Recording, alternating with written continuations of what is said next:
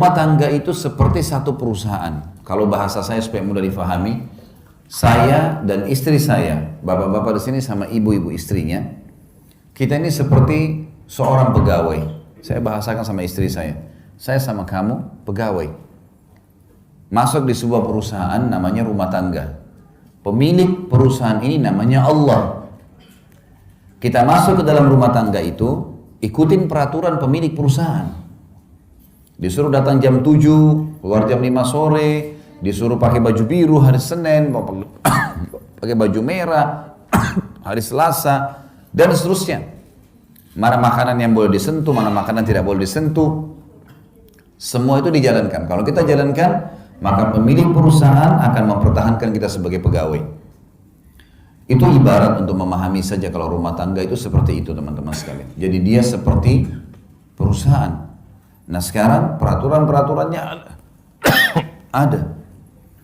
Laki-laki sebagai pemimpin rumah tangga dinobatkan oleh Sang Pencipta Allah untuk memimpin rumah tangga itu. Dia punya kewajiban sebagaimana dia punya hak. Yang berarti timbal baliknya adalah dia, si istri memiliki hak dari kewajiban suaminya, dan kewajiban dia merupakan hak istrinya. Saya akan mulai dari kewajiban suami dulu. Ibu-ibu di belakang sana bisa tuntut dari suaminya ini secara agama. Bapak-bapak harus selalu komitmen menjaga ini. Yang pertama adalah muasyarah bil ma'ruf. Semua bapak-bapak hadir di sini harus bermuamalah dengan lemah lembut dan santun. Allah berfirman dalam Al-Quran, A'udzu billahi minasyaitonir rajim, wa 'ashiruhunna bil ma'ruf. Dan gaulilah mereka para istri dengan ma'ruf. Kata Abdullah bin Abbas adalah tutur kata yang santun, sayang, manja, cinta, tatapan mata yang syahdu, jaman tangan yang lembut. Itu yang disuruh. Anas bin Malik, sahabat Nabi ini, menjadi pembantu 10 tahun di rumah Nabi SAW. Dari umur 9 tahun sampai umur 19 tahun. Apa kata Anas? Saya selama 10 tahun tinggal di rumah Nabi SAW sebagai pembantu, belum pernah satu kali pun saya mendengarkan Nabi SAW membentak-bentak, apalagi sampai memukul istri juga pembantunya. 10 tahun tidak pernah dengar satu kali pun. Jadi memang perilaku seperti itu. Perilaku yang memang diperintahkan untuk berbuat baik. Ini hak yang pertama. Hak yang kedua adalah diberikan nafkah. Tadi saya bilang nafkah ini sesuatu yang roda kehidupan berjalan dengannya. Harus belanja. Bapak-bapak yang bijak, saya bilang tadi, tulis semua pengeluaran rumah. Rincikan. Kita juga jadi lebih mudah tahu, oh ternyata bulanan saya butuh sekian nih. Kalau kurang dari ini berarti saya harus lebih ekstra lagi kerja misalnya. Baik, nafkah ini adalah masuk dalamnya makanan, minuman, pakaian, dan tempat tinggal semampunya. Kalau bisa kontrak dulu, kalau bisa beli alhamdulillah. Tapi ini semua masuk dalam masalah nafkah, ya, dalam masalah nafkah semampunya.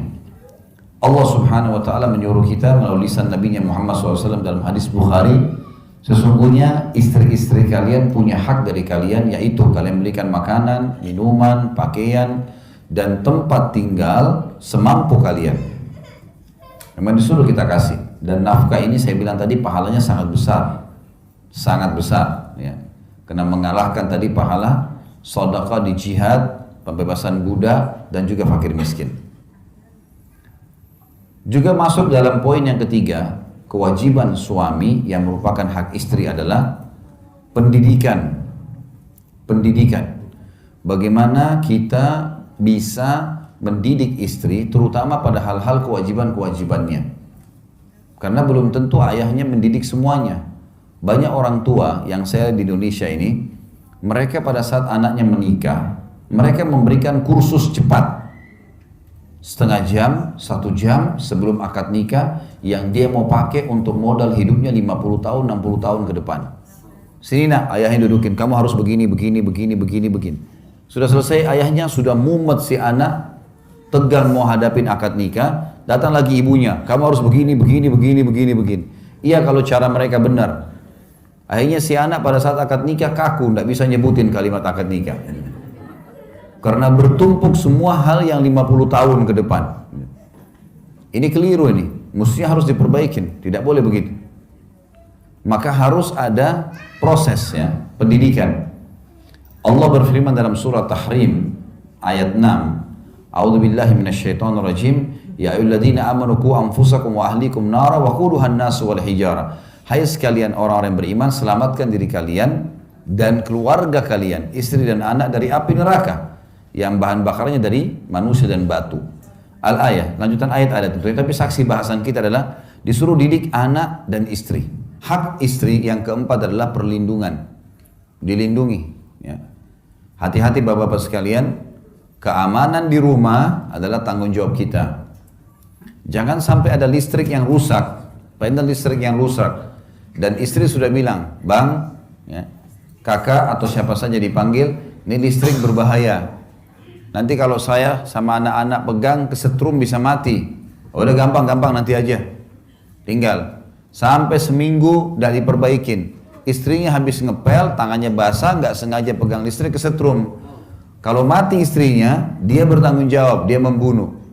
Makanya nggak boleh bapak-bapak sekalian ada yang bocor atap, ada sesuatu yang berbahaya, begitu dibahasakan oleh istri dan anak, kita harus tahu sikap. Karena memang kita bertanggung jawab di sini. Ada pertanggungjawaban di sisi Allah Subhanahu Wa Taala. Kata Nabi SAW dalam hadis, kalian semua pemimpin akan diminta pertanggungjawabannya pada hari kiamat. Seorang pemimpin negara bertanggung jawab terhadap masyarakatnya dan diminta pertanggungjawaban hari kiamat, dan seorang suami bertanggung jawab terhadap seluruh yang berhubungan dengan istri dan anaknya dan akan diminta pertanggungjawaban hari kiamat. Seorang istri bertanggung jawab terhadap harta dan anak suaminya dan akan diminta pertanggungjawaban pada hari kiamat. Satu lagi, memenuhi kebutuhan biologis. Bapak Ibu harus tahu ya, kita kalau dalam posisi haram, orang kalau buat sesuatu yang haram, kayak banyak orang pacaran di luar sana. Pacaran ini halal dalam Islam, tapi setelah akad nikah. Pacaran secapeknya, nggak masalah. Mau keluar berdua, mau hamil pun nggak masalah. Gitu kan. Tapi setelah akad nikah, itu saja. Sebelum akad nikah jangan, tidak boleh memang dalam Islam. Tidak halal namanya, gitu kan. Kata Nabi SAW, seseorang di antara kalian ditusuk dengan besi yang tajam lebih ringan daripada dia menyentuh tangan yang bukan mahramnya. Tidak halal bagi dia. Memang dilarang dalam Islam, gitu kan. Jadi memang kita harus paham teman-teman sekalian, kalau dalam Islam setelah menikah, kita dianjurkan untuk memberikan hak pasangan kita. Laki-laki dan perempuan harus paham, waktu mereka menikah, rumah tangga itu 50% biologis, 50%-nya biologis. Sisanya kegiatan yang lain. Sabda Nabi SAW, siapa yang menikah dia telah menyelamatkan setengah agamanya, tinggal dia menjaga setengah yang tersisa. Karena setengah agama ini adalah masalah biologis. Laki-laki banyak yang rusak karena perempuan, perempuan banyak yang rusak karena laki-laki. Kalau sudah menikah, ada tempat pelampiasan, maka berarti secara otomatis dia akan aman setengah agamanya.